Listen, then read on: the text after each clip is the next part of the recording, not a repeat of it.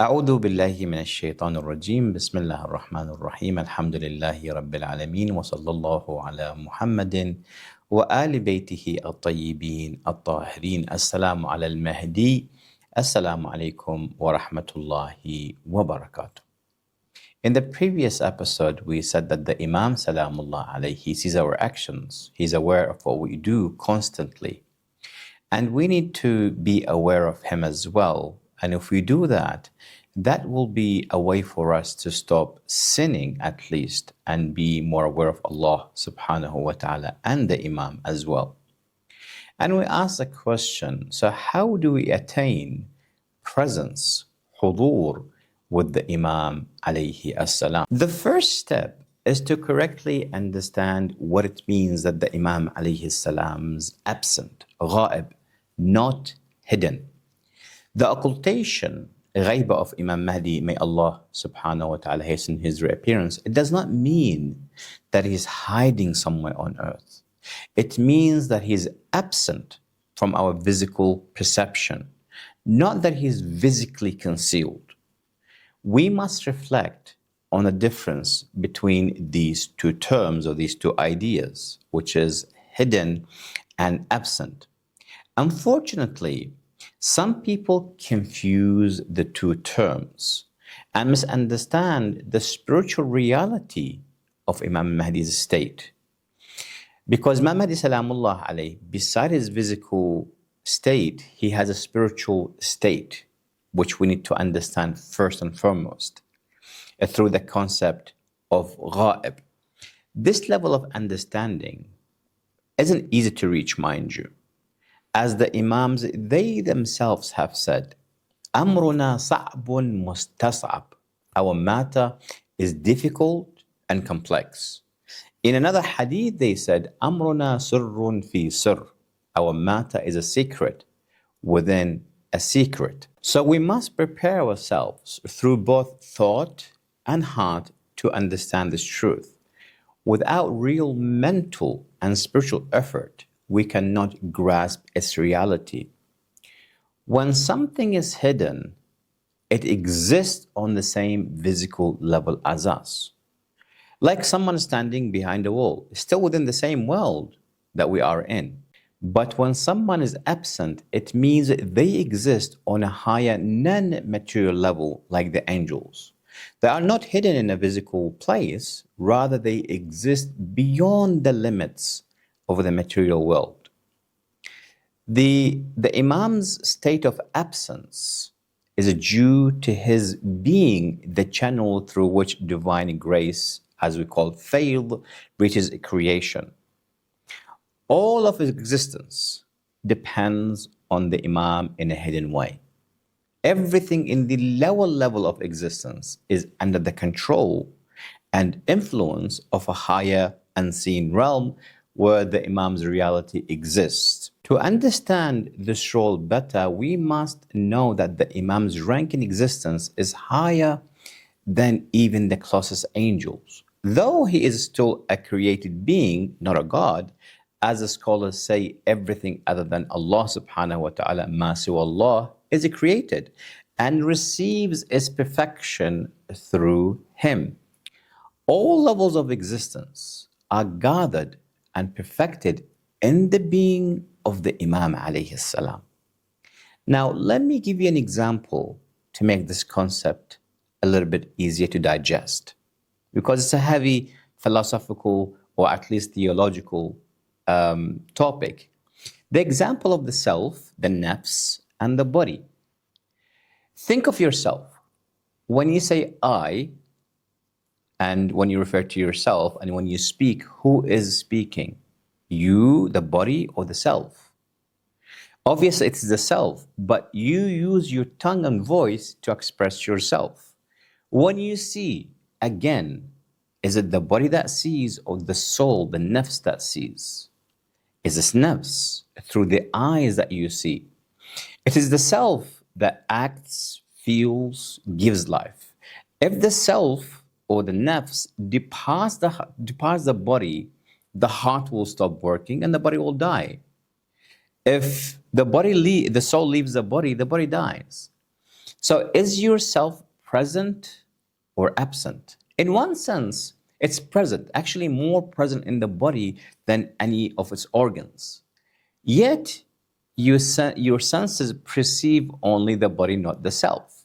The body is visible, but the self or the soul is hidden, yet more truly present. So your self and body are not side by side on the same level. Rather, they exist in a vertical relationship. The self is higher in existence. It is above the body, not beside it. Yourself is a higher form of existence than your body, and it gives life and awareness to every part of it. In the same way, the unseen world, alam al-Ghayb, is more present in the material world than the material itself. Just as yourself is present through your body, seeing and hearing and doing things through the body itself, even though the self is not visible. In the same way, the Imam is absent because his existence is of a higher non-material level. Yet everything in the lower world is under his care and influence. Just like your body is under the control of yourself over the nafs itself, the soul controls the body. So when we say that the Imam is the channel of divine grace, wasatatul al-Fayḍ, it means his existence is on a higher level beyond the physical level. Therefore, he is absent, not hidden. Everything beneath that higher level exists and functions through its presence and support. So what is the difference then between ظهور and ḥuḍūr, presence and appearance? Let me give you an example to make this clearer. Allah subhanahu wa ta'ala is absolutely present, ḥuḍūr, meaning he is everywhere.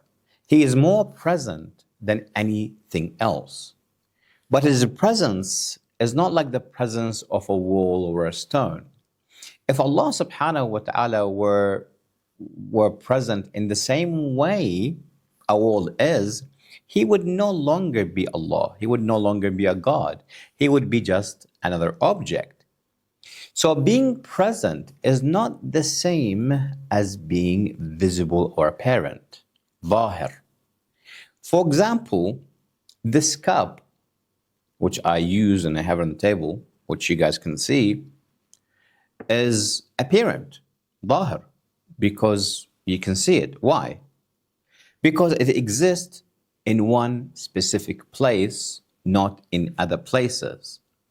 If it were everywhere at once, it would no longer be visible in the ordinary sense. You wouldn't be able to see anything or any object because it does not have a shape or a limit. You can only see it if it has shapes and limits. Anything that is visible must have a shape and boundaries, which means it's limited to one specific place. But something that is present, not apparent, without being visible, exists beyond such limits. It's not confined by space or form. Allah subhanahu wa ta'ala, his presence or his essence, because he exists everywhere, he's not visible. If, like I said, if Allah subhanahu wa ta'ala was visible, he would have boundaries. And that would mean that he is not truly God if he's bounded to something. So to be visible, ظاهر, is to have limits and location. To be present, ḥuḍūr, it means to be beyond the limits, everywhere, unlimited in presence. Applying this to the human self, we can ask the same question if we want to digest this concept much more than what you're hearing me, because I know this is really hard to digest. We ask this question: how much influence or control does the self or the soul, the I, have over the body? The answer is your entire body is under the control of the self, over yourself. That's because yourself is above your body in the hierarchy of existence. It's not something material. The soul is not something material. It's non-physical. It's mujarrad, as we say. So it governs whatever is beneath it, mainly the body. That's why when you decide to lift your hand, for example, your hand cannot resist. It obeys the command of yourself or the command of the soul. This being above is not a physical kind of being higher, like a ceiling above the floor. It's a spiritual and existential kind of highness that is real, not relative. Yourself, it truly exists on a higher level than your body. But because of that, every part of your body is within the grasp and the control and direction of yourself or the soul. And that's why you find your body obedient to every command that you give. The body does not resist it. So it exists within every part of it. In reality, it is yourself, your soul, that hears, speaks, moves, acts, feels. But it does all of that through the organs of the body, which serves as a tool. Think of it like this. The body is like a staff held in the hand of the self, an instrument. The body is an instrument, not the master. By reflecting on this relationship between the self and the body, you can understand what it means that the Imam al-Mahdi alayhi salam, may Allah hasten his reappearance, is wastat al-Fayḍ, the channel through which divine grace flows to the universe. Just as yourself is a living unseen force that directs and gives life to your body, so is the Imam alayhi salam. The Imam alayhi salam is the unseen reality that connects the entire universe to divine life and guidance. That's how you should see the Imam. He is to all of existence what yourself, the nafs or the soul, to your body, present everywhere, though not visible. He is beyond limits.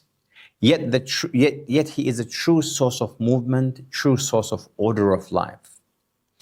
That point that we just mentioned so far is the beginning and necessary introduction to understanding who the Imam truly is, or the Imams alayhimus salam, which is sadly not being taught to people. When we understand that the Imam salamullah alayhi, his reality exists in everything and that he's present in everything, next time you want to do something, you would think twice. Because you know that Imam is everywhere and he's in everything, because everything flows through him, everything runs through him, just like the body or the soul flows through the body, controls every aspect of it. We are not allowed to neglect these aspects of the Imams alayhimus salam, or know these realities of the Imams alayhimus salam by saying, well, this is too much to understand, this is jargon, makes no sense. And that's why we see that in the hadith we mentioned last week from Imam al-Kadhim salamullah alayhi, he said, "Man mata walaysa lahu imamun famawtatuhu mitatun jahiliyyah wala yu'adharu an-nas hatta ya'rufu imamahum." Whoever dies without recognizing his imam has died the death of an ignorance. And people have no excuse until they know their imam. So we're not talking about just knowing the imam by name, just knowing him by lineage. That means nothing to Allah subhanahu wa ta'ala, to the Imam. You need to learn and know the rank of the Imam alayhi salam from a spiritual perspective. How does he work in this universe? How does this universe works with the Imam alayhi salam? So if we dedicate time to truly understand the Imam, all the deeper teachings of Islam will become very clear. And they will become more meaningful to us. In Dua al-Nudba, which we read on Fridays, we say, أَيْنَ وَجْهُ اللَّهِ الَّذِي إِلَيْهِ يَتَوَجَّهُ الْأَوْلِيَاءُ. Where is the face of Allah towards whom the friends of Allah turn. This means that the Imam al-Mahdi alayhi salamullah, may Allah hasten his reappearance, is the face of Allah, that he is the complete reflection of all divine attributes. In other words, the Imam alayhi salam is higher in rank than angels and everyone else because of his all-encompassing nature. His perfection is the reflection of every divine name and attribute of Allah subhanahu wa ta'ala. His level of existence, therefore, is above everything else.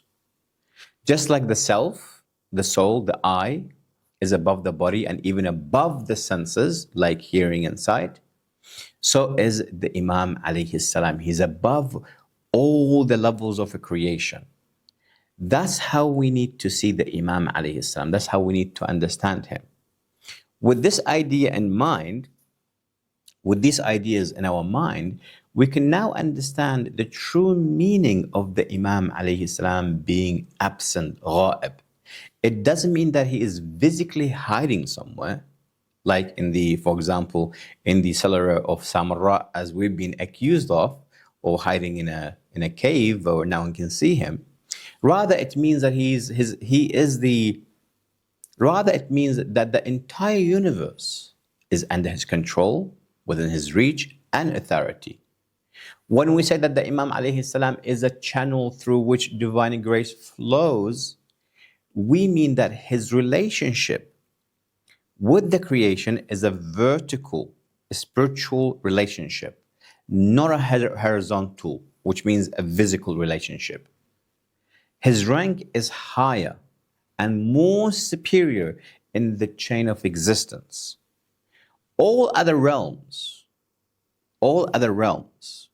and beings, wherever they might be, exist under the Imam's influence, just as the body exists under the direction of the self. If you have that correct understanding of Imam Mahdi salamullahi alayhi, you would move closer towards him. That's one meaning of Ghaybah or ghā'ib, or the Imam ghā'ib, absent, when we are dealing with the concept of Mahdawiyya. That's just the higher level. There are two more meanings of ghā'ib that we can see and we can interact with, which inshallah we will leave for another video.